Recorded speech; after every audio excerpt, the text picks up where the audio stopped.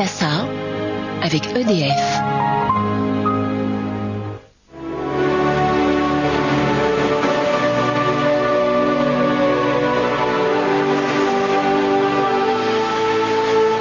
Lise, dans Thalassa, des phares ce soir, mais aussi une grande enquête de Thalassa. Alors nous vous proposons ce soir effectivement un document exceptionnel, une grande enquête qui nous mènera vers des horizons paradisiaques, quelque part en Polynésie française. Un atoll de corail, une mer turquoise, des cocotiers, l'île de Mururoa avait tout de la carte postale. Mais son destin a basculé lorsque le gouvernement français en a fait le centre des essais nucléaires à partir de 1966. 200 bombes atomiques explosent au-dessus de l'île, des essais qui à l'époque sont jugés inoffensifs. 40 ans plus tard, le voile se lève sur un dossier classé secret défense. Les victimes du nucléaire parlent, réclament la justice et surtout la vérité sur ce mensonge trop longtemps dissimulé, la vérité sur ce cancer du tropique. Pour l'instant, Sophie, nous allons laisser la Camargue pour partir pour l'océan Pacifique, mais toujours sur le territoire français. Oui, nous sommes allés à Mururoa près de 10 ans après la fin des essais nucléaires français. Sur cet atoll, ainsi que sur l'atoll de Fangatofa, 193 bombes atomiques ont explosé.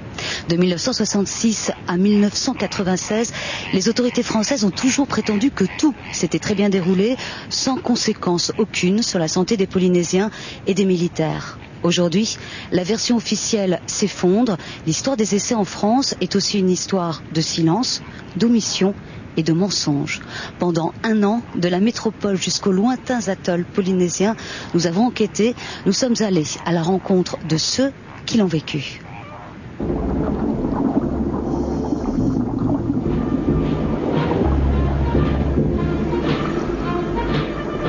Votre avenir, il peut être magnifique.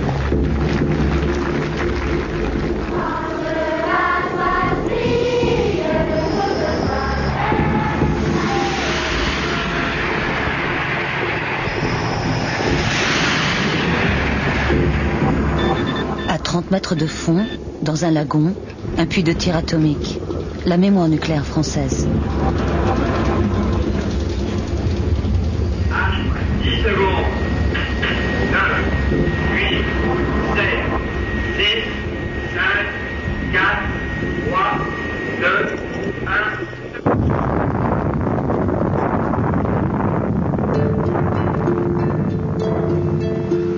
1. Bienvenue à Mururoa.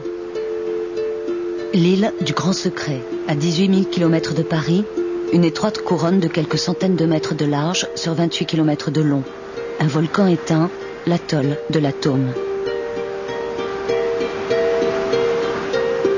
Dès 1962, le gouvernement français choisit le Pacifique pour implanter un centre d'expérimentation nucléaire. Jean de Chazot est alors officier de marine.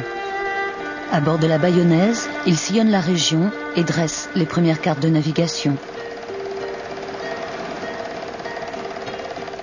On cherchait, je crois, un atoll, on l'a trouvé dans de bonnes conditions, on ne gênait personne.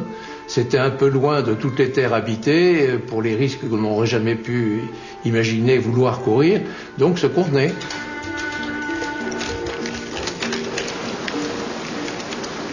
Mais l'endroit choisi n'est pas si désert que ça. À 80 000 au nord de Mururoa, il y a un atoll habité, c'est l'île de Toureia. L'officier de Chazot rend visite à ses habitants sans les informer officiellement des projets nucléaires de la France.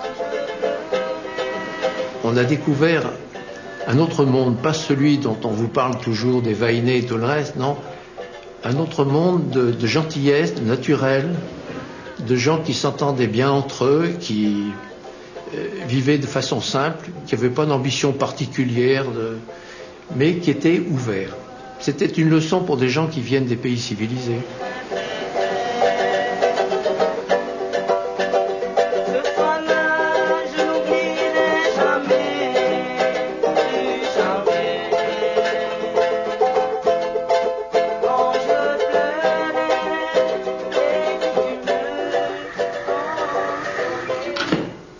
Continue.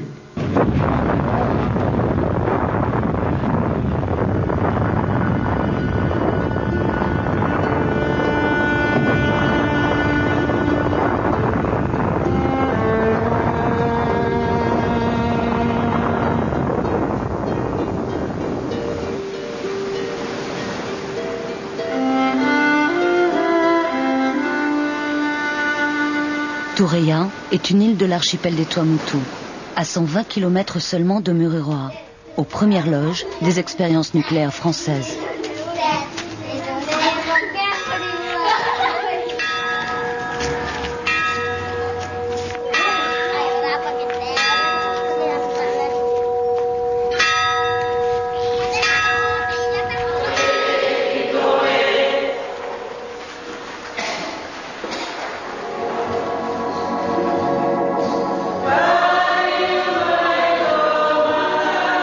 Dans les années 60, il n'était pas plus de 4 familles réunies dans un seul village. Hommes, femmes, enfants, vieillards, une toute petite communauté.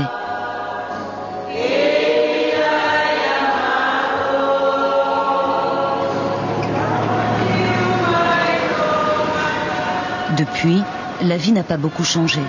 La population a dépassé la centaine de personnes. Mais ici, il n'y a toujours pas d'infirmerie, pas de médecin, pas de liaison maritime régulière. Juste un avion qui relie Papeete en 4 heures de vol toutes les 2 semaines.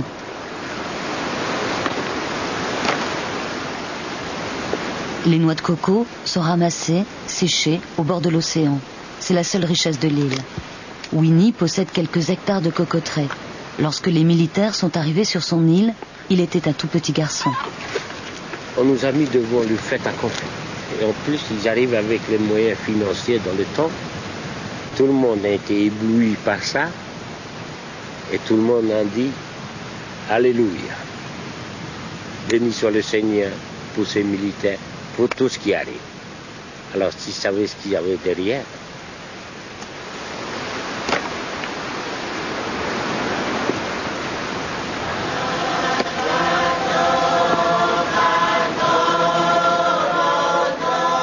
En 1965, la Légion et l'armée s'installent à Tureia. Ils sont plus nombreux que les habitants de l'île. Le maire les accueille. C'est le père de Winnie. Il ne connaît pas le mot nucléaire. Désormais à Tureia, les couleurs de la France flotteront chaque matin.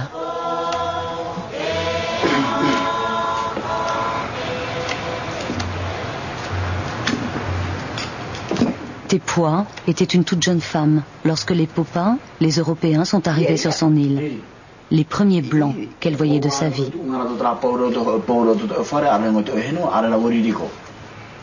Je ne suis pas heureuse de ce qui s'est passé sur ma terre.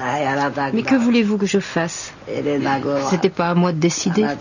C'était eux, les militaires, qui nous disaient ce qu'on devait faire. Oui, je suis triste. On a été trompés.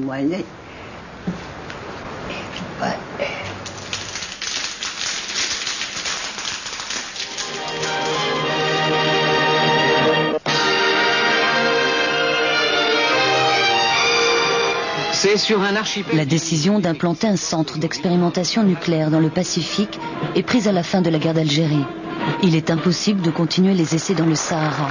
L'enjeu est de taille, nous sommes en pleine guerre froide.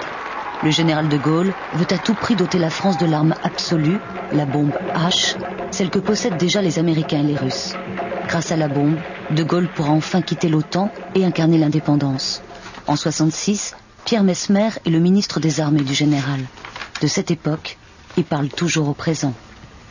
Le général pense, et je pense, comme d'ailleurs beaucoup de Français maintenant, comme beaucoup de spécialistes français aujourd'hui, que la paix et l'indépendance exigent dans le monde où nous sommes d'un pays qu'il puisse disposer de l'arme nucléaire. Non pas pour s'en servir forcément, mais pour dissuader les autres de l'attaquer.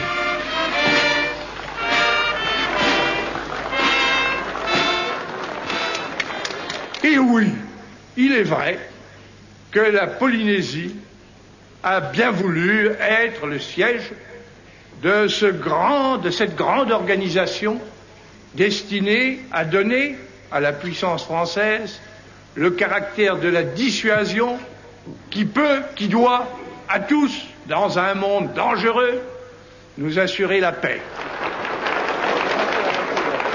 Toutes les dispositions sont prises, comme vous le savez, pour que cela n'ait aucun inconvénient d'aucune sorte pour les chères populations de la Polynésie.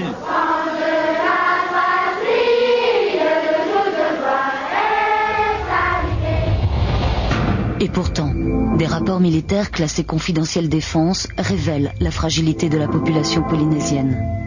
5 mois avant l'explosion de la première bombe. Cette population présente des caractéristiques particulières. Fraction importante de personnes de moins de 15 ans. Pourcentage relativement important de femmes enceintes ou en âge de procréer. Ces particularités impliquant un risque génétique plus élevé que pour une population européenne de même importance. La moindre retombée fera absorber à la population une dose supérieure au seuil fixé.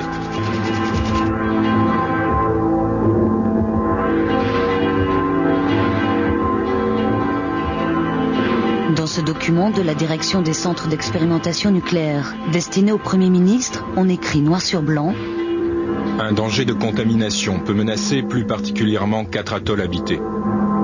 Reao, Pukaruna, Tureia, les Gambiers, soit 1000 habitants.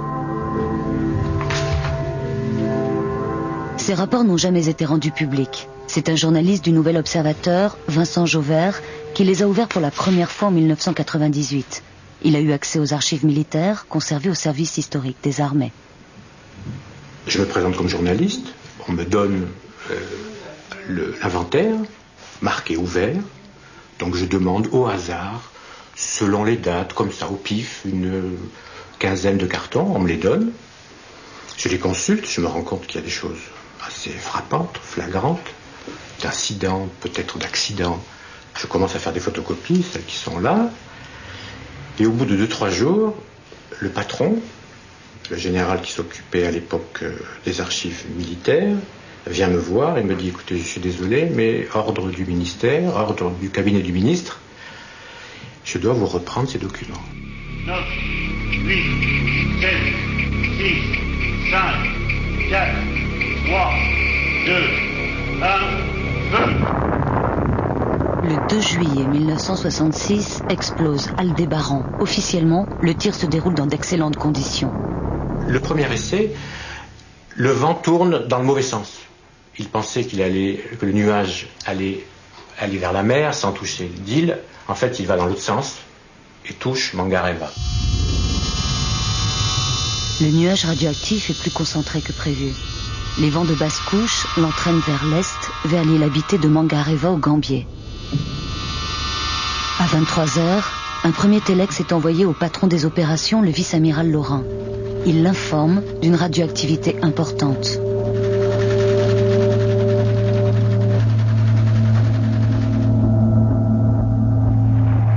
Le vice-amiral décide d'envoyer la Coquille, le bateau du service de contrôle biologique, sur place pour évaluer les dégâts. Une mission ultra confidentielle. Les premiers résultats positifs sont révélés sur les poissons et le plancton prélevés au large de Mangareva. C'est ce que décrit le médecin militaire de la Coquille, le docteur Philippe Millon. Il raconte les détails de cette mission dans ce rapport classé secret. Les comptages commencent sur les produits de consommation locale. La salade non lavée révèle 18 000 picocuries par gramme. C'est le niveau de contamination trouvé aux alentours de Tchernobyl le jour de l'accident. Échantillon de sol prélevé, 1400 picocuries par gramme, un niveau de contamination important. Mais aucune mesure d'interdiction n'est prise. Les équipages sont priés de faire comme si ne rien n'était. Il sera peut-être nécessaire de minimiser les chiffres réels, de façon à ne pas perdre la confiance de la population, qui se rendrait compte que quelque chose lui a été caché dès le premier tir.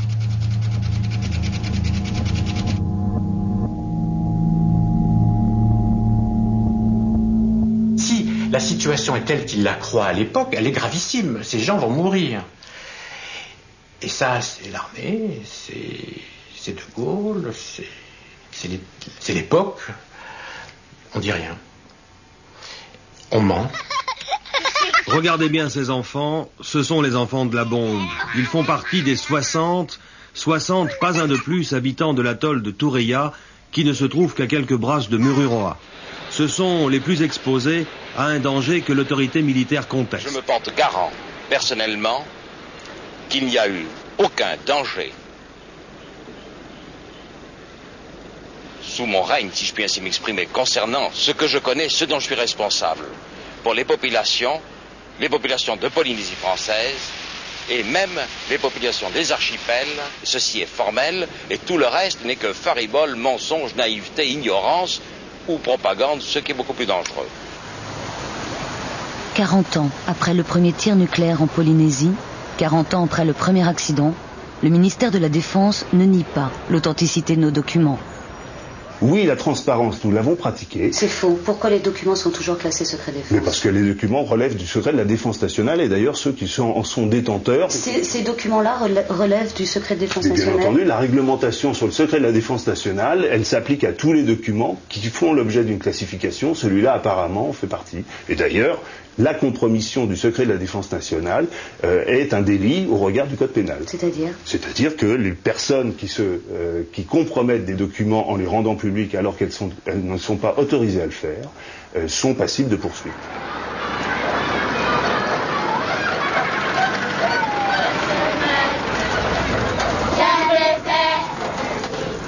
Entre 1966 et 1974, 41 bombes atomiques ont explosé à l'air libre en Polynésie. 41 bombes en 8 ans. La version officielle ne retient ni le mensonge, ni le silence. Elle ne reconnaît pas le doute de ceux qui, comme à Toureya, ont grandi à l'ombre des essais. Étienne est le chauffeur de l'unique autobus de l'île. Chaque jour, il conduit les enfants à l'école. Dans les années 60, il était lui aussi un petit garçon. La bombe, son spectacle de l'été. On entend au micro. Un homme qui parle au micro, il compte. 1, 2 jusqu'à 6. Il faut regarder à cette direction, vous voyez un grand éclat. Mais tout le monde regarde sans savoir que c'est un danger qui est en face de nous. Tout le monde regarde. On voit le flash. Tout le monde s'en content. Allez, on va nous distribuer de quoi manger. Surtout pour les enfants, des gâteaux, des chocolats, tout ça. Et après, on nous ramasse. On nous envoie là, du côté des militaires. Il y a deux abris, ce qu'on appelle les blocos. On nous place à l'intérieur. On reste dedans pendant 3 jours. 3 ou 4 jours. Après, on nous ramène chez nous.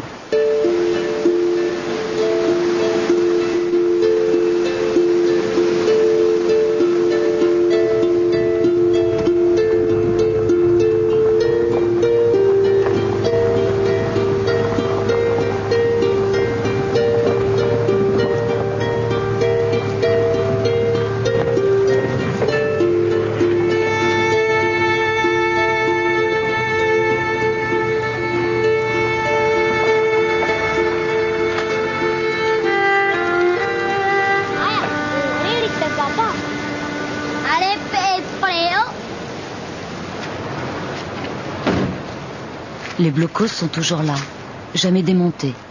Ils sont le terrain de jeu des enfants de Toureya. La seule trace de l'histoire des essais, ce que l'armée française a laissé ici. Ces abris ont été construits précipitamment après le premier accident d'Aldébaran. Ils sont bourrés d'amiante. En 1966, le capitaine Germain Le Goff, chargé des mesures radiologiques sur l'île de Toureya, fait le compte-rendu des tirs de septembre et d'octobre. À l'orage de chaque tir, j'ai fait entrer dans l'abri les femmes et les enfants du village, surtout pour les habituer à cette ambiance. J'ai donné des lunettes aux hommes afin qu'ils puissent voir le flash. Ces petites cérémonies se sont toujours très bien passées.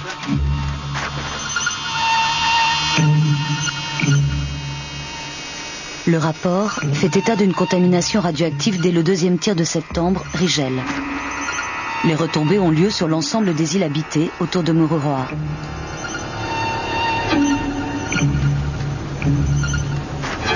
En ce qui concerne les blocos, on peut dire que le blocos côté lagon est à vérifier du point de vue étanchéité.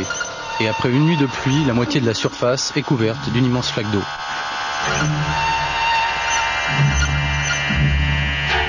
Les jours suivants le 2e tir, il a plu. La pluie était radioactive et a contaminé l'appareil qui n'a pas donné d'indication valable par la suite. La mesure de contamination du sol n'a pas été faite systématiquement pour éviter d'affoler le personnel n'appartenant pas au SMSR. Il n'informe pas la population d'une contamination. Pourquoi? Je vous laisse la responsabilité de ces affirmations. Je ne les démentirai pas une par une, car ce serait fastidieux pour vos téléspectateurs. La réalité est autre que celle que vous affirmez. Quelle est-elle, Monsieur Bureau? La réalité, elle est celle que je vous ai dite, c'est qu'il n'y a jamais eu dans l'organisation des essais nucléaires de dispositions qui, de fait, ou de façon a fortiori délibérée, auraient conduit à discriminer les populations et à avoir des situations dans lesquelles telle population serait moins bien protégée que telle autre. Je l'ai redit, je ne le répéterai pas plus.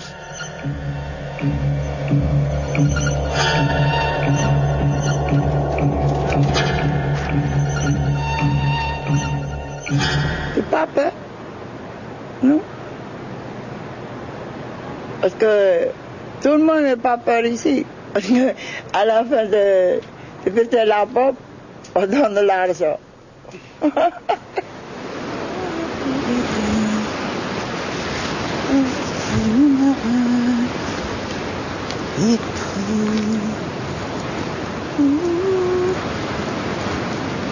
Les habitants de Toureya ne restaient pas tous à l'intérieur du blocos pendant les tiers. Le père de Capororo était dehors, sur la plage, à chaque explosion.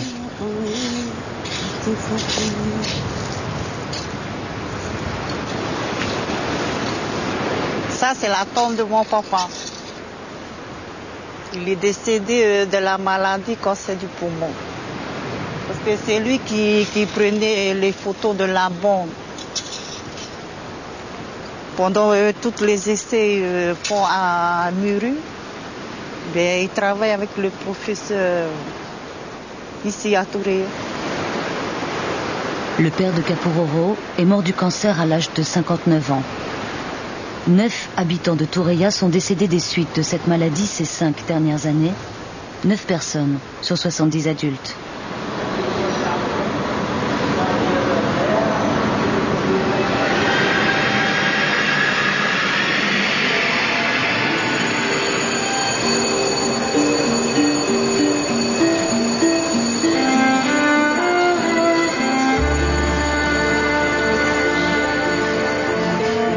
Michel Cariou connaît bien le Pacifique. Officier de marine à la retraite, il était spécialiste de radioprotection à Mururoa dès 1966. Il a assisté à 31 tirs atmosphériques. À Paris, il a rendez-vous aujourd'hui avec son avocat, Maître Tessonnière. Car l'ex-officier est en guerre, il demande la reconnaissance à l'État français de son irradiation. Michel Cariou souffre d'un cancer de la thyroïde et de la peau. Il a les os du poignet des chevilles rongés par le strontium 90. Faut voir ce que c'est qu'une bombe qui explose, c'est quelque chose d'énorme, et vous avez un brassage avec la barge qui était pulvérisée ou détruite en morceaux. Si vous tirez en surface, vous avez donc ramassé tous les matériaux qui vont se mélanger à ce moment-là au centre de la bombe et qui vont donc récupérer toutes ces poussières, micro-poussières, que ça soit liquide, eau de mer, que ça soit donc solide, se mélange intimement avec les produits de fission, et donc en fonction de la granulométrie, ça va retomber en partie sur place. Et donc on avait une contamination à l'occasion de ces tirs très importante au niveau du point zéro et au niveau du lagon. Quand les mesures sont prises, on peut vous dire... Près de 200 dossiers, les plaintes des victimes des essais nucléaires français ont été déposées devant les tribunaux. L'originalité du dossier de Michel Cariou, c'est qu'il est spécialiste en radioprotection. Et donc lui sait de quoi il parle, il est capable d'apprécier et de nous permettre à notre tour d'apprécier la distance dont je parlais tout à l'heure qui existe entre l'apparence qui nous est communiquée par l'autorité militaire et qui consiste à dire finalement rien ne s'est passé de sérieux et la réalité des contaminations, des irradiations, et il nous permet également d'orienter nos recherches pour retrouver les mesures qui permettent de déterminer l'importance de l'irradiation et de la contamination. La situation météo et les cartes de retombées prévues par le calculateur sont présentées chaque jour à l'amiral commandant Le Goël. Denise. La section technique de l'armée expose ses blindés aux effets immédiats des tirs. Les chars entourent le blocos où est étudié le fonctionnement de clapets anti-souffle. 1967, c'est la 2e année de campagne.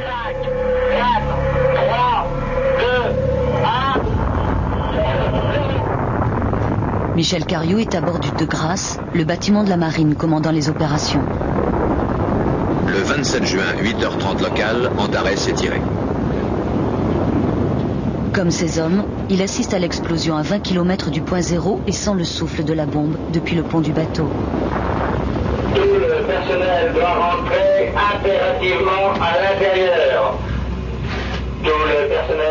Ce jour-là, on ordonne à tout l'équipage de se protéger du nuage radioactif plus concentré que prévu et qui se dirige vers le navire. Le lendemain du tir, la zone d'Indon montre la trace des effets de l'explosion. Antares est d'une forte puissance. 120 kilotonnes, c'est une bombe particulièrement polluante, 20 fois Hiroshima. La végétation de Mururoa, face au point zéro, est complètement brûlée. Le sol, contaminé au plutonium.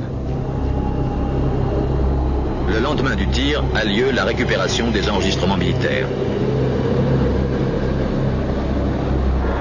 Le personnel d'âme et des entreprises revient à Denise au plus tôt pour rééquiper cette zone où doit avoir lieu la 3e explosion.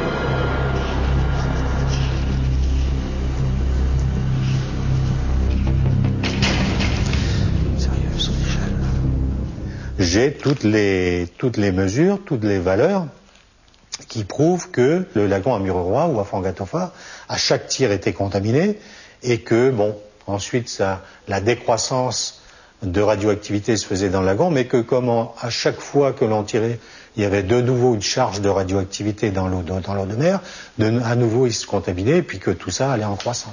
Les bateaux qui résidaient là-bas, sur place, dans le lagon, se contaminer. La contamination maximum atteint son maximum entre 7 et 20 jours. Nous avons constaté en particulier une tendance à l'absorption de certains produits de fission sur les canalisations, une accumulation de contamination sur les surfaces soumises à de fréquentes aspersions d'eau. Après chaque tir, les bateaux rentrent à Mururoa. Les hommes vivent à bord et utilisent l'eau du lagon contaminée qui est pompée et désalinisée dans les bouilleurs de chaque navire, comme celui-ci. On plongeait, pourquoi y en nageait dans le lagon? Parce que c'était pas interdit. Le lagon était autorisé à la baignade. C'est les courbes que nous, radioprotectionnistes, nous avions à pour effectuer les mesures sur le terrain et mesurer le risque, et qui prouvent que dans les heures qui suivent jusqu'à 5 heures, c'est l'intestin qui est à craindre pour quelqu'un qui va se contaminer. Ça ne veut pas dire que d'autres organes ne sont pas touchés, mais surtout l'intestin. Après, entre 5 heures et 25 jours ici, c'est la thyroïde. Puis après, c'est les poumons. Puis après, sont les os. Vous voyez ? Mais donc, tout ça, c'était calculé. Tout ça, c'était prévu. On le savait.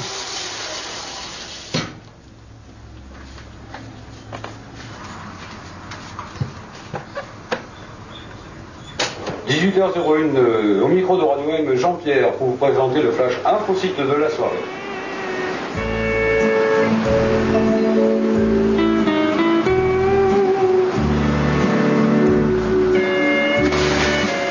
Contamination, radioactivité, des mots qu'on n'entendait jamais sur Radio M, Radio Mururoa.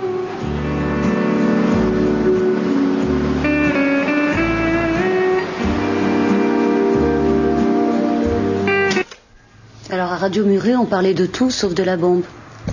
Ah bah oui, il n'y avait aucune raison, on était dans la bombe. Il n'y avait aucune raison qu'on en parle, si tu veux. Et puis je pense de toute façon que ça aurait été censuré. Christian Bellu, animateur sur Radio M, collectionneur de coquillages, philatéliste. Il travaille à Mururoa dès le début des essais. C'est un civil embauché par l'une des entreprises sous-traitantes de l'armée et du CEA. Je suis un lève-tôt, je me levais à 5 heures du matin pour aller prendre mon petit déjeuner tranquille avec d'autres gars qui aimaient bien rire le matin. Et puis je partais tranquillement au boulot. Mon boulot, c'était à 1 kilomètre, 2 kilomètres de là où je couchais. Et ben je respirais à plein poumon, c'était formidable. C'était une vie presque nature, fabuleuse. Et quand on vous disait qu'il était possible de se baigner quelques jours juste après une explosion? J'ai jamais vu personne hésiter. Jamais. Jamais.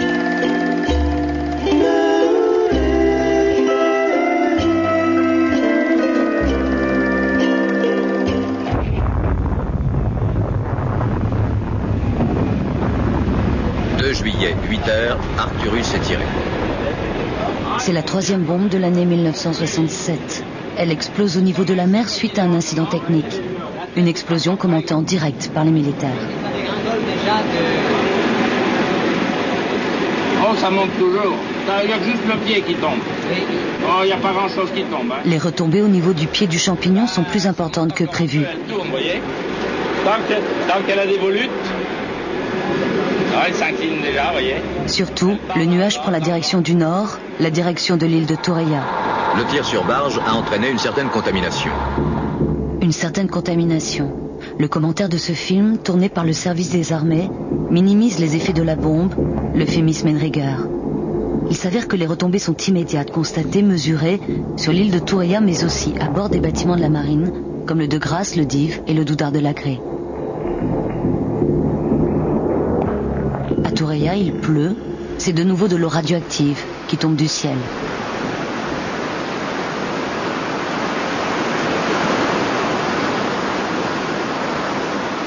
Mais Mururoa, il est juste en face là.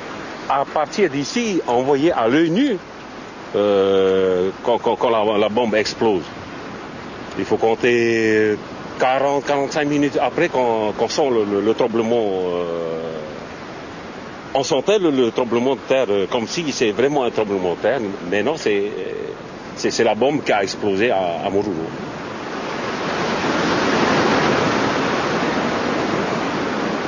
Mais une fois encore, après cette explosion, comme après les autres, on n'informe pas la population.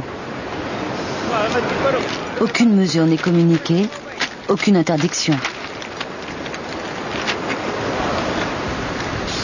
Les habitants de Torreya continuent à recueillir l'eau de pluie et à la boire, continuent à se nourrir des fruits de l'île, continuent à cultiver et à planter des arbres, comme ici, au bord de l'océan. Jamais une évacuation des habitants des îles autour de Mururoa et de Fangatofa n'a été envisagée. Si nous avaient évacués, ça foutait mal pour l'État. Ça veut dire qu'il y a quelque chose, ils ont échoué quelque chose. Une évacuation préventive des populations avant une explosion expérimentale est exclue pour des motifs politiques et psychologiques. Ils ont peut-être préféré laisser mourir. Ils ont préféré protéger l'État que sa population. Je crois que c'est ça.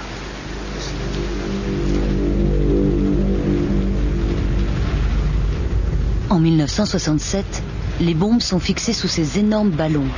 Ils sont gonflés à l'hydrogène à Mururoa. Un risque supplémentaire car les ballons doivent être arrosés régulièrement.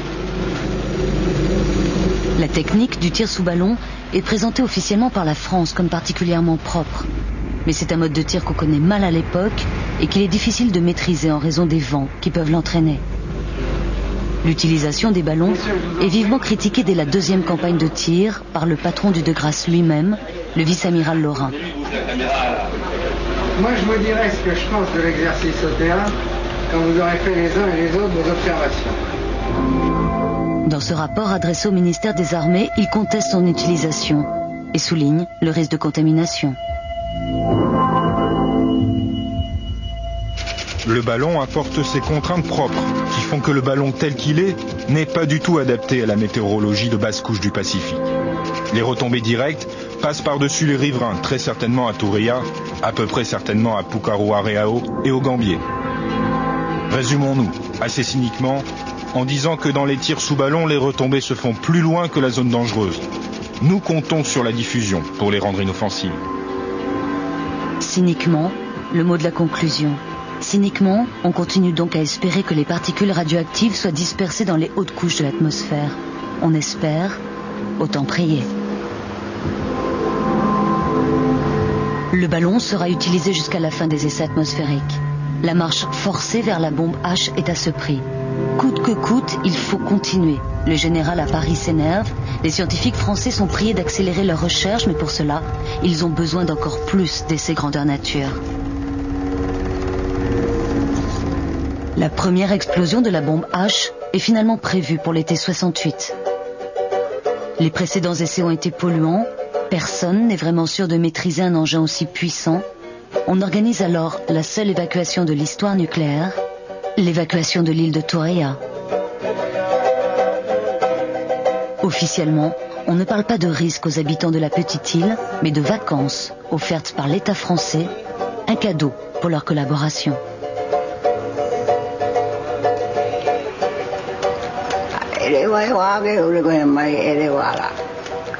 Un jour, on nous a demandé de partir, c'est tout. Il fallait quitter l'île. Alors, on a pris nos affaires et on est parti. On nous a jamais dit pourquoi. Tout était préparé pour nous là-bas, à Tahiti.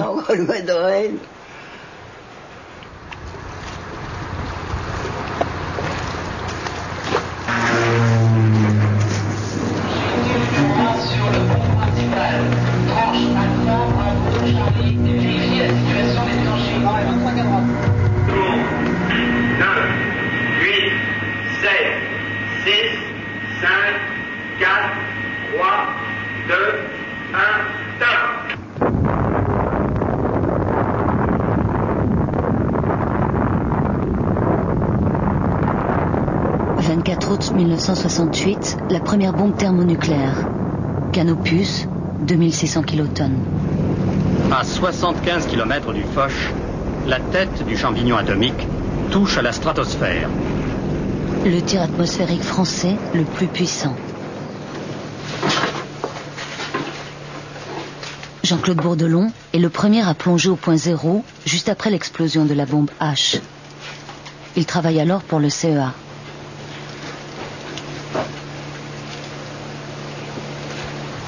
Jean-Claude a effectué près de 600 plongées sur les points zéro. Il a été opéré d'un cancer de la gorge il y a 2 ans en France. Oh, ça m'évoque...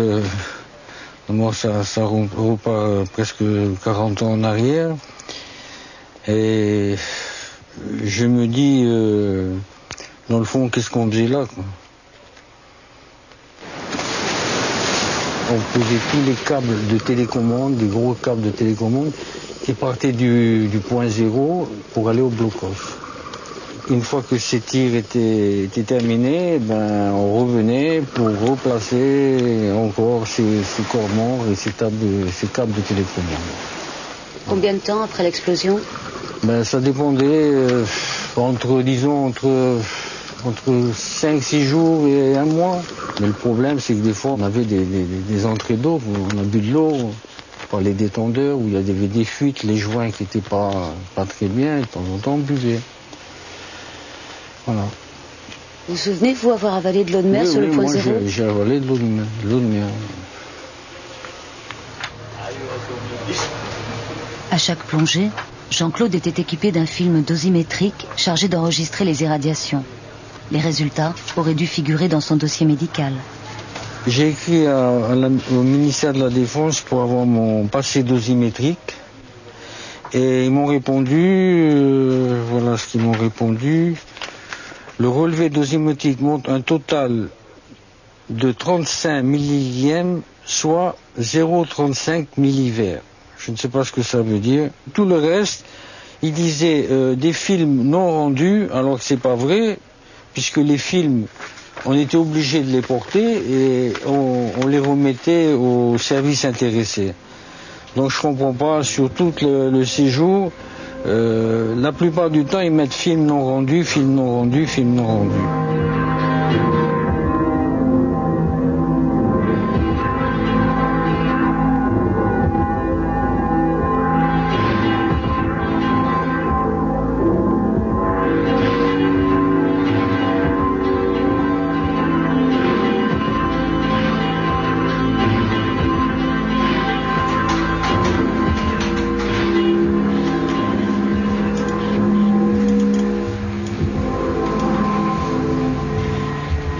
Yann Cambon a 20 ans quand il découvre Toureia et séjourne sur l'île.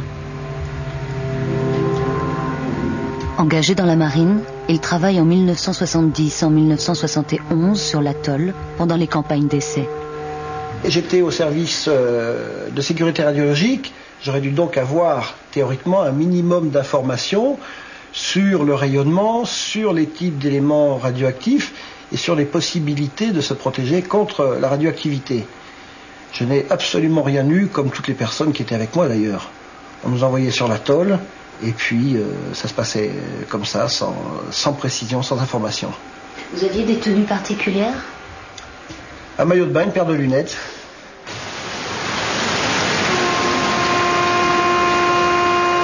Le soir de l'explosion de la bombe Encelade en 1971, il pleut sur Torreya. Au mess des officiers, Yann Cambon boit un verre avec son supérieur hiérarchique, le quartier maître Men, quand les sirènes d'alarme censées signaler une radioactivité se déclenchent. Il a commencé, si vous voulez, il a tourné les boutons pour monter en gradation pour voir si les sirènes allaient stopper. Comme les sirènes ne s'arrêtaient pas, il a tout simplement coupé les sirènes en disant « Bon, écoute, maintenant, il n'y a rien eu, tu n'as rien à dire. » Et puis, la vie a continué comme ça. Et le lendemain, j'ai vu des petits-enfants à quatre pattes en train de sucer des petits morceaux de coraux. J'ai vu des légionnaires se doucher et se laver les dents avec des eaux de pluie résiduelles qui, à mon avis, devaient être fortement chargées en matière radioactive.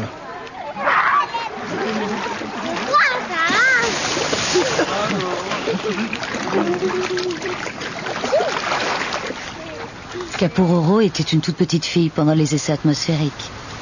Elle joue pieds nus, plonge dans le lagon avec ses frères. Elle n'a jamais quitté Torreya.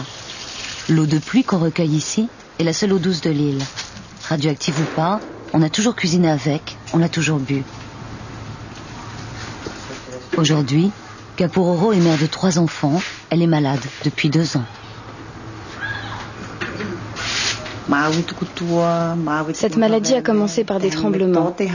J'étais très fatiguée. Je ne pouvais plus rien faire. J'avais mal partout. Le médecin est venu sur l'île pour la visite médicale et il m'a dit que ma maladie venait du cou.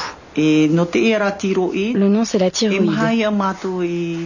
Comme moi, il y a 4 mamans qui ont la même chose à Torreya. On a enlevé la thyroïde à 2 d'entre elles. On est 2 encore à attendre l'opération.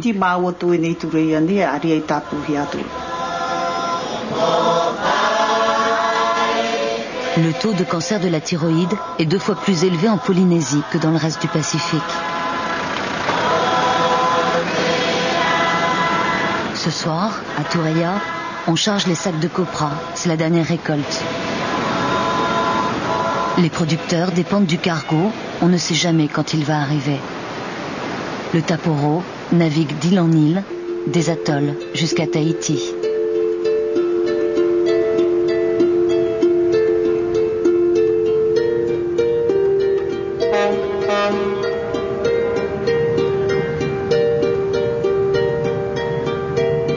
Tahiti, à 1200 km de là. L'arrivée de l'armée et du centre d'expérimentation nucléaire a profondément bouleversé la vie quotidienne. Avec la bombe, a débarqué le monde moderne, l'argent, le travail, les premiers emplois salariés. 13 000 Polynésiens auraient travaillé sur les sites nucléaires, certainement beaucoup plus. Mais il n'existe aucune liste officielle des anciens travailleurs de Mururoa.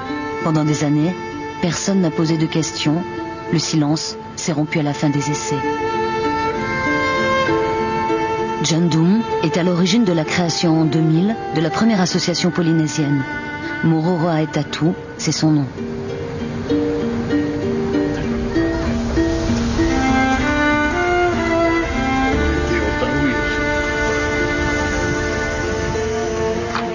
John Doom recueille les témoignages et aide les anciens ouvriers du nucléaire à constituer les dossiers médicaux.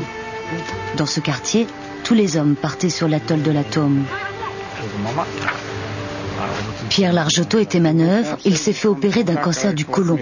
À Mururoa, il ramassait les poissons morts rejetés sur la rive par les explosions. Il ne portait aucune protection. Il n'y a pas de gants, il n'y a pas de masque, il n'y a pas de chaussures, il n'y a rien. Nous sommes au moins une quinzaine de Tahitiens pour ramasser ça. Il n'y a pas de sécurité. Vous ramassez quoi là? Ouais, les poissons.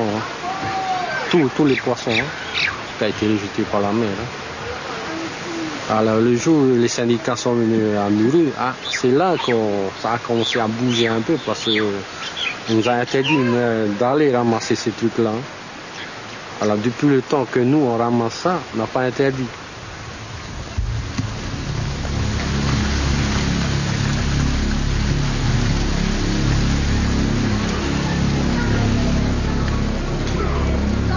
L'argent du nucléaire n'est pas arrivé jusqu'ici.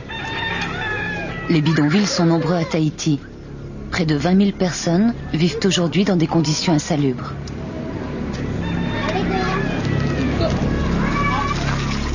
Raymond Taha habite l'une de ces baraques.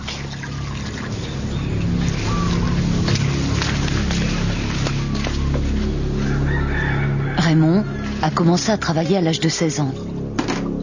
Tour à tour manœuvre, terrassier, gardien, chauffeur sur les sites nucléaires. En 1996, il développe une leucémie aiguë. La leucémie est l'une des pathologies avec le cancer de la thyroïde provoquée par les retombées des essais nucléaires. On va dans des endroits point zéro. Tout est contaminé. Dans la cocoterie, il y a des rubans rouge-blanc et c'est marqué avec des petits pancartes ne consommez pas de lait de coco. Tout cet endroit-là, c'est contaminé. Cette maladie a commencé par le saignement du nez et je crachais du sang par la bouche. C'est grâce à mon fils Doreton, il a 3-4 ans. Et il me disait, papi, on va à l'hôpital, il faut que tu vas à l'hôpital. En arrivant à l'hôpital aux urgences, les médecins ont fait le constat, ils m'ont dit, c'est grave ta maladie.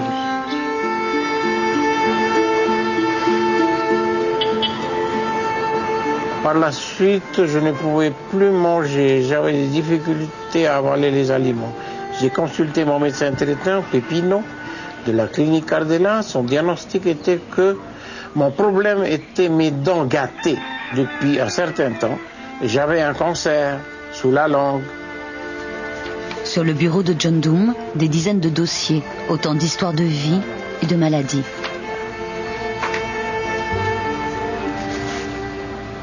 Nous avons un problème de santé. Déjà dans les années 75, juste à la fin des essais atmosphériques, il y avait déjà des problèmes de santé. Lors de la signature des contrats, les autorités exigeaient le secret et la confidentialité des travailleurs polynésiens. On leur avait dit que c'était pas dangereux. Il n'y avait d'ailleurs pas de notice en tahitien.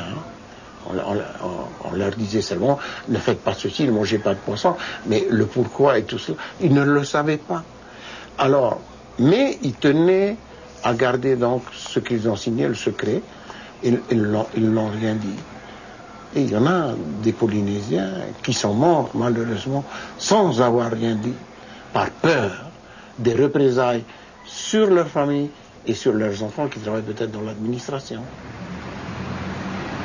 Le centre hospitalier de Mamao, à Papeete. C'est ici que Raymond est suivi. C'est l'hôpital de tous les archipels de Polynésie. Pendant 30 ans, il n'y avait pas de service de cancérologie. Les malades étaient traités dans un service de médecine générale tenu par un médecin militaire. Jusqu'en 1988, il n'y avait pas de registre de cancer. Il n'y a eu aucune enquête médicale, aucune trace chiffrée des conséquences des essais sur la santé des Polynésiens, aucune preuve. Le dossier médical par rapport En 1994, le premier verrou saute, un civil est nommé, c'est le docteur Gilles Soubiran. Il est le premier médecin civil à établir le lien entre le travail sur les sites nucléaires de Raymond et sa maladie. Tu es considéré comme guéri, mais le traitement a été dur et tu gardes des séquelles de ce traitement. Tout à fait, tout à fait. Un des cancers du sang assez typique des rayonnements ionisants, c'est la leucémie aiguë myéloïde. Et donc, c'est une maladie rare, mais chez les personnes qui ont été exposées au rayonnement, elle survient un peu plus fréquemment que dans la population normale. Près de 10 ans après la fin des essais nucléaires français, les travailleurs civils et militaires ne bénéficient toujours pas d'un suivi médical particulier. Comment on explique qu'il n'y a eu aucune enquête épidémiologique qui a été menée sur ces 30 dernières années? Mais parce que tout le monde était en bonne santé. Vous ne faites pas d'enquête épidémiologique sur la peste en France, parce qu'il n'y a pas de cas de peste en France. Hein? C'est l'explication. Il n'y a jamais eu un mort au cours d'une expérimentation nucléaire française. Jamais eu un mort. Par conséquent, il n'y a pas de raison de se lancer dans une enquête dont on sait qu'elle porte sur des gens bien portants. Pourtant, Dans ce laboratoire de médecine nucléaire de l'Institut Gustave Roussy à Villejuif, on tient le début d'une preuve scientifique. Ici, on a observé et comparé les chromosomes de 30 patients polynésiens atteints de cancer de la thyroïde. Chez eux, les malformations de chromosomes sont 3 fois plus élevées que chez les patients européens. Ces malformations chromosomiques, on les appelle dycentriques. À 90%, elles sont consécutives à une exposition à la radioactivité. Cette étude est parue en février dernier dans le très officiel Journal of Nuclear Medicine, revue scientifique anglaise.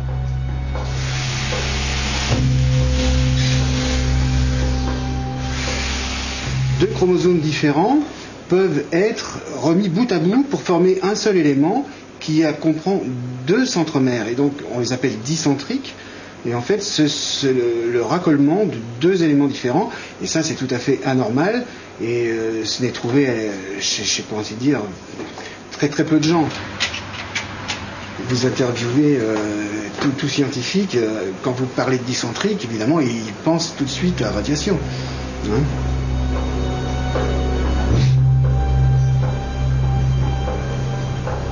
Il ne faut plus que l'on tire de conclusions hâtives, que l'on ait des esquives sur ces questions, mais qu'on aille au fond du problème.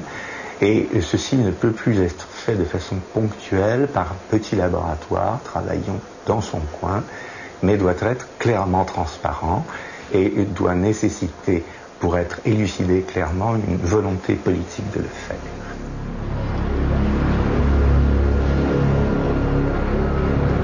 Dans sa maison, près de Brest, l'ancien officier de marine Michel Cariou attend l'ouverture de son procès.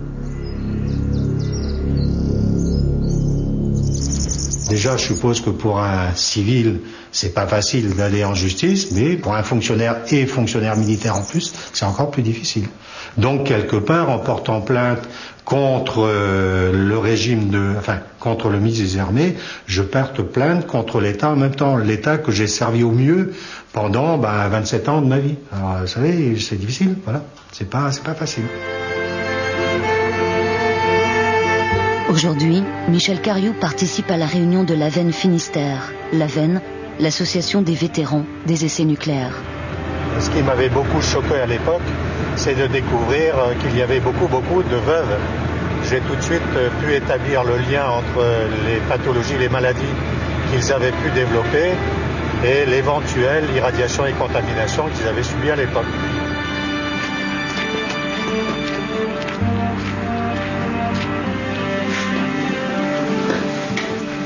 Il y a aujourd'hui 5000 adhérents à l'AVEN. C'est dans le Finistère qu'il y en a le plus. Pour travailler un petit peu dans le sens où il a fait jusqu'à présent. Jean-Paul Tessonner est l'avocat des victimes. Il participe aux réunions. À partir du moment où le lagon à Mururoa a été contaminé, ce que les techniciens et responsables du SMSR connaissaient très bien à l'époque. Sur 930 vétérans des essais nucléaires français, 31% ont déclaré avoir subi un ou plusieurs cancers. Certains viennent ici pour la première fois, avec les mêmes doutes, les mêmes peurs, les mêmes histoires. Est-ce qu'il y a des personnes qui auraient des questions à poser à propos de ce travail? Mon mari est mort en 2001 et ma fille vient de décéder après avoir eu une leucémie en 2004. Et moi je voudrais savoir, c'est pour ma fille qui a une petite fille et qui n'a qu'1 an, est-ce que je peux faire un dossier civil pour elle? Parce qu'on se retrouve dans une détresse complète après avoir été malade pendant... Et on m'a dit que c'était aussi génétique, parce qu'elle est née après que mon mari a été à Mururoa. Absolument, oui. Oui, merci. L'État français ne prend pas ses responsabilités. En tant que pays démocratique, je veux dire. L'Amérique a mis en place un mécanisme depuis 1988. L'Australie a sur Internet la liste des travailleurs, 16 000. La Nouvelle-Zélande, l'État néo-zélandais a mis à la disposition de l'association des anciens des essais nucléaires anglais des fonds pour faire des études sur les maladies des vétérans. Hein. Et nous, et l'Angleterre aussi. Et la France est le seul pays démocratique qui nie qu'il n'y a rien eu. Nos expériences ont été propres.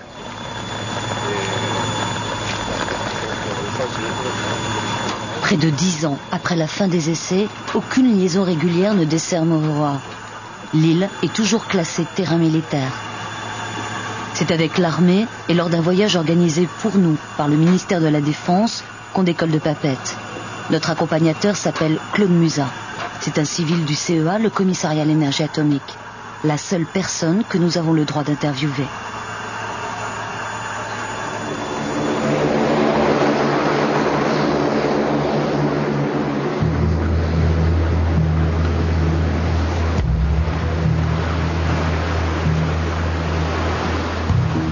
Avant la fin des essais, avant le démantèlement du site, 3000 hommes vivaient ici pendant la saison des tirs dans ce qui ressemblait à une véritable petite ville. En avant.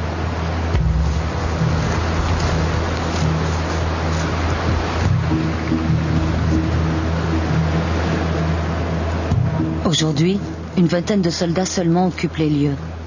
Ils sont relayés tous les 2 mois. Pour nous, ils montent la garde. Ordre leur a été donné de nous faire une démonstration de force.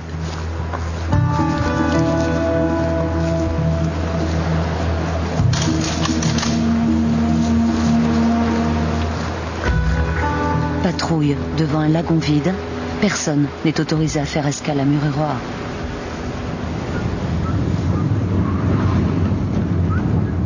Nous sommes pris en charge par notre guide officiel. 193 explosions nucléaires ont été mises en œuvre ici. Mururoa était un gigantesque laboratoire à ciel ouvert. À droite, ici, il y avait un bar qu'on appelle bar détente. Et avec une grande terrasse qui donnait sur le lagon. Chaque route, chaque installation porte un prénom de femme. Bon, bah là, on arrive au PCT, le poste de commande de tir, avec à droite la darse anémone.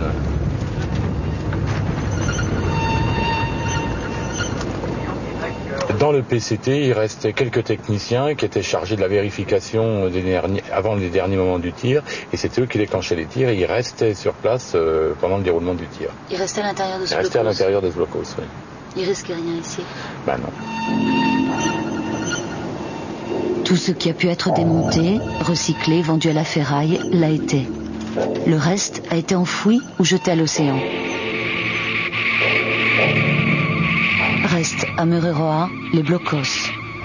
3, 2, 1, feu! Monument de béton à la mémoire de l'histoire nucléaire de la France. On reste bloqué, mais on a tout ce qu'il faut pour vivre, des vivres et de l'air frais. Nous sommes bloqués dans le blocos, pas pour longtemps, car heureusement, nous avons le téléphone vert.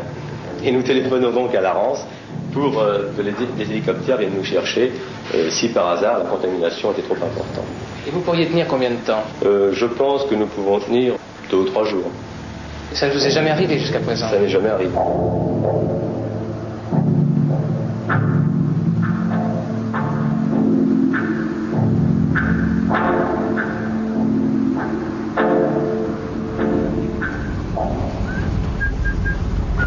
La visite continue.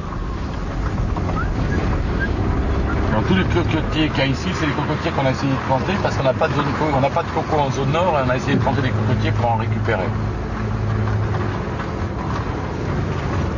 Les cocotiers ne poussent pas ici. C'est l'une des zones les plus contaminées de l'atoll. Face au point zéro, là où explosaient les bombes à l'air libre. Le sol est contaminé par du plutonium qu'on a fixé avec du goudron. Goudron arraché en 1981 lors d'un cyclone et qui a propagé des particules de plutonium partout sur l'atoll jusqu'à la zone vie.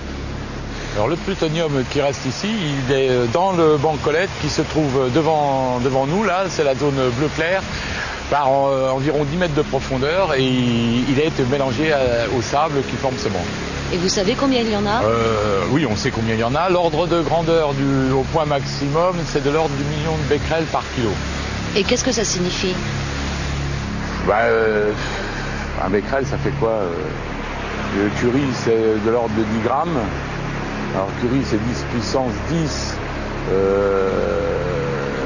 3, c'est 10. Racine carrée de -7. Dans la lagon du Roi, c'est l'endroit où la contamination est la plus forte.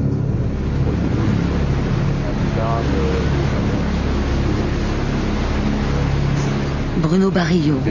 Il travaille depuis 20 ans sur le passé nucléaire français. Il en est la mémoire non officielle.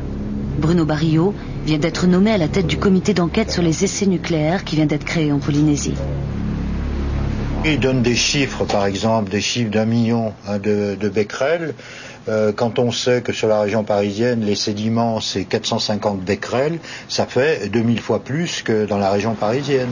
Et la zone Colette, d'après ce qu'on nous montre, c'est dans une zone qui est couverte par 10 mètres d'eau. Dans l'eau, elle n'est pas complètement déserte, il y a des poissons, il y a du plancton et tout ça. Ça peut être absorbé aussi. Et donc être transféré par le voie de la chaîne biologique et éventuellement absorbé par des poissons qui seront pêchés par des pêcheurs, mangés par des êtres humains. Dire que c'est entièrement fixé dans du sable et dans du sédiment, c'est une vue de l'esprit. Franchement, je suis une de figure. On avait étudié la possibilité de l'enlever, mais en fait, vu qu'il ne représente aucun danger, en fait le danger serait supérieur si on le retirait pour les gens qui le feraient que de le laisser là, où potentiellement il est inactif, enfin pas inactif au niveau radioactif, mais il est immobile et il ne gêne personne. Voilà. Et il ne peut pas se disperser? Non. A priori, pas maintenant. Quand on sait que une infime quantité, 1 millième de milligramme de plutonium, s'il s'infiltre dans les poumons ou qui reste dans les muqueuses, qu'il est quasiment mortel et qui génère à tout coup un cancer, on peut dire que quand même c'est un risque pour la santé.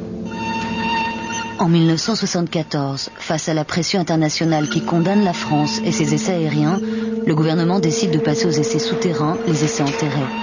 Une technique plus chère, plus complexe. Haroun Tazieff, envoyé en mission de préparation, conclut au risque d'échappée radioactive et déconseille le choix des lagons. Qu'importe son avis, les premiers forages sont faits dans la ceinture corallienne de l'atoll de Fangatofa. Puis, dans les sous-sols des lagons. 131 bombes ont explosé ainsi entre 900 et 1000 mètres de profondeur.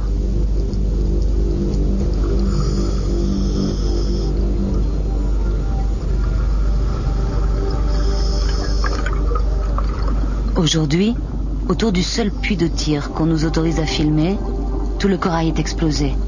Il n'y a plus beaucoup de traces de vie. Le CEA et l'armée ne reconnaissent qu'un seul accident de tir souterrain. Celui de 1979, une bombe qui se coince à mi-chemin dans le puits de tir. Son explosion provoque alors un raz-de-marée et blesse plusieurs ouvriers.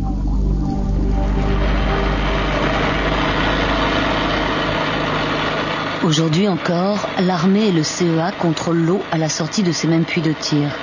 C'est une démonstration seulement car les vrais échantillons ont été prélevés avant notre arrivée. Pourquoi vous surveillez encore aujourd'hui ? On surveille pour voir l'évolution et parce que la France s'est engagée à faire une surveillance de la radioactivité et pour voir s'il se passait quelque chose, prendre des décisions qui seraient bonnes à ce moment-là. Qu'est-ce que vous pourriez faire alors ? On pourrait interdire des zones, on pourrait faire des choses comme ça. J'imagine pas, parce que c'est très peu probable, la probabilité d'en vers zéro. D'après le CEA, les taux de tritium, un radionucléide sous forme de gaz qui s'échappe des puits de tir, sont 100 fois plus élevés dans le lagon que dans l'océan. Et quelle est la durée de vie du tritium ? Si, je sais, mais c'est 20 ans. What? Yes. La durée de vie du tritium, c'est 20 ans, c'est 20 ans. Le strontium, c'est 30 ans, et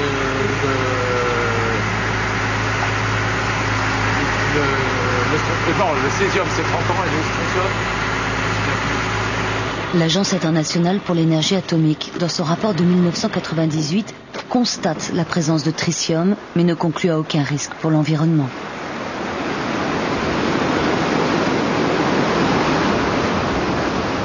Les explosions souterraines ont fragilisé l'ensemble du socle corallien. Depuis le début des essais, l'atoll s'est tassé de 2 mètres. Dès 1980, d'importantes fissures sont constatées dans la structure volcanique de l'atoll. Mururoa est instable. À l'œil nu, on peut voir aujourd'hui des failles. Les données du CEA sur les fracturations restent confidentielles et justifient une surveillance permanente du site. Il peut y avoir, oui, enfin c'est un risque si on veut, c'est que toute cette partie parte vers l'océan et s'écroule d'un coup. Donc c'est pour ça qu'on surveille, parce que dans ce cas-là, c'est pas tellement que ça partirait, c'est surtout qu'il y aurait un phénomène hydraulique qui fait qu'il y aurait des vagues qui arriveraient sur la couronne. Les prévisions les plus pessimistes donnent une vague entre 10 et 12 mètres. Une vague de 12 mètres, autant dire un tsunami. C'est l'un des dangers dénoncés par les écologistes de la CRIRAD, car dans les sous-sols du lagon repose toujours 600 kilos de plutonium, la totalité du combustible des bombes souterraines. Chaque emplacement de tir souterrain est un site de stockage. L'eau est le pire ennemi pour le stockage des déchets radioactifs. Or là-bas, on sait très bien que c'est avant des millénaires que les fissures vont évoluer. Un atoll fissuré, entouré d'eau, ça ne peut pas ne pas évoluer vers un relâché de cette radioactivité dans l'environnement. Ça me paraît évident. Eh bien non, on dit là-bas il n'y a pas de problème. C'est ça qui est tout à fait scandaleux, je dirais, sur le plan scientifique pour moi.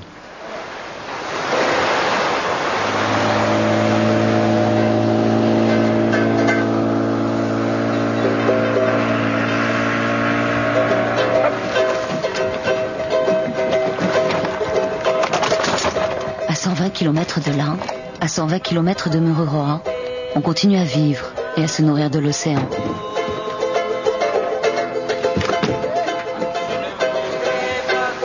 Tureia est toujours l'île la plus proche, la plus exposée.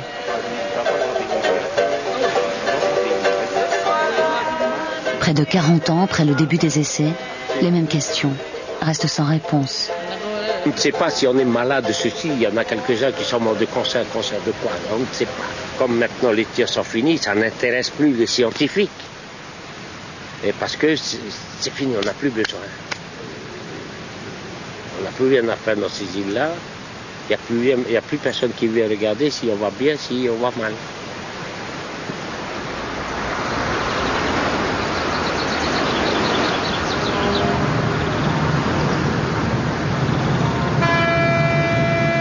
Loin de la Polynésie, à Brest, un jugement a changé le cours de l'histoire.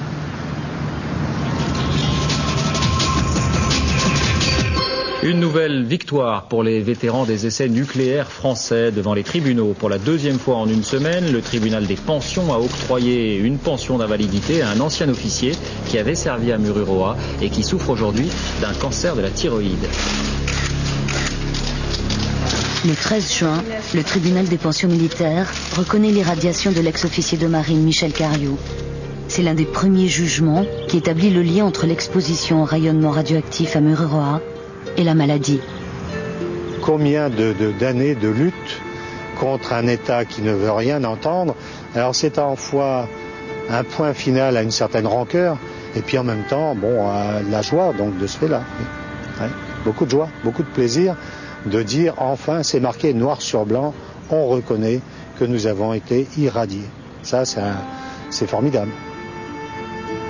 Vous pensez que l'État français va finalement reconnaître que les essais ne sont pas si propres que ça? Ah bien, à terme, ils sont obligés. C'est obligé parce que si l'État s'enferme dans ses dénégations, plus il va continuer, s'il veut lui aussi continuer la lutte, plus il y aura des documents qui vont être produits, qui vont prouver que ce que nous disons, c'est la vérité. Et c'est pas la leur, la vérité, c'est la nôtre.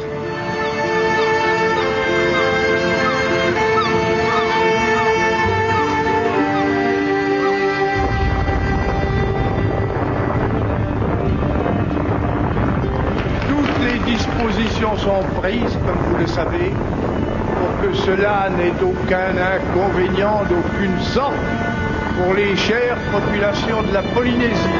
Ce sont les plus exposés à un danger que l'autorité militaire conteste. Je porte garant, personnellement, qu'il n'y a eu aucun danger sous mon règne, si je puis ainsi m'exprimer, concernant ce que je connais, ce dont je suis responsable. On n'a jamais joué avec l'arme nucléaire. C'est indigne de dire ça. 150 000 personnes ont participé aux essais nucléaires français. Les militaires, les Polynésiens, les habitants de tous les pays riverains du Pacifique ont droit aujourd'hui à la vérité.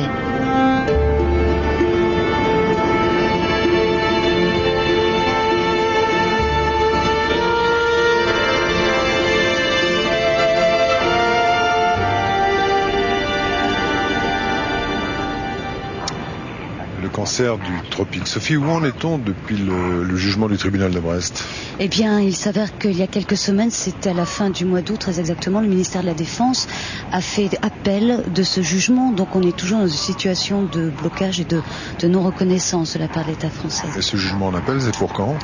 Écoutez, dans le cas de Michel Cariou, ça peut traîner un an et demi, mais il faut savoir que dans les semaines qui viennent, de nouveaux procès vont s'ouvrir. En fait, l'affaire ne fait que commencer.